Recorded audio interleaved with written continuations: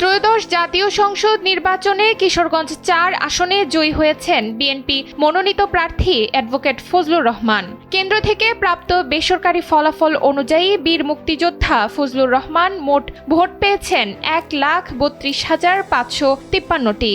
অপরদিকে তার প্রতিদ্বন্দ্বী ১১ দলীয় জোট মনোনীত প্রার্থী পেয়েছেন ৫৫,৬৪৬টি ভোট। দুই প্রার্থীর মধ্যে মোট ভোটের ব্যবধান ৭৬,৯০৭টি। রক্তস্নাত অভ্যুত্থানের পর নতুন বাংলাদেশে অনুষ্ঠিত হওয়া ত্রয়োদশ জাতীয় সংসদ নির্বাচন নিয়ে আগ্রহের শেষ ছিল না। বৃহস্পতিবার সকাল 7:30টায় সারা দেশের ৪২,৭৭৯টি কেন্দ্রে একযোগে ভোট যুদ্ধ শুরু হয়। ভোট গ্রহণের সময় শেষ হয় বিকেল 4:30টায়। সকাল থেকে কেন্দ্রগুলোতে ভোটারদের উপস্থিতি কম থাকলেও বেলা বাড়ার পর ব্যাপক ভিড় লক্ষ্য করা যায়।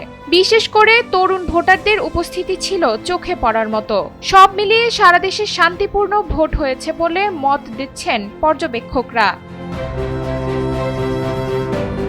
নির্বাচন কমিশন সূত্রে জানা যায়, দেশের ৪৮৬টি কেন্দ্রে বিশৃঙ্খলার ঘটনা ঘটেছে, আর জাল ভোট দেওয়ার খবর এসেছে ৫৯টি কেন্দ্র থেকে। ব্যালট বাক্স ছিনতাইয়ের ঘটনা ঘটেছে ৩টি জায়গায়। পোলিং এজেন্টদেরকে বের করে দেওয়ার ঘটনা ঘটেছে ১৪টি স্থানে। নুসরাত তালবিয়া, সময়ের আলো।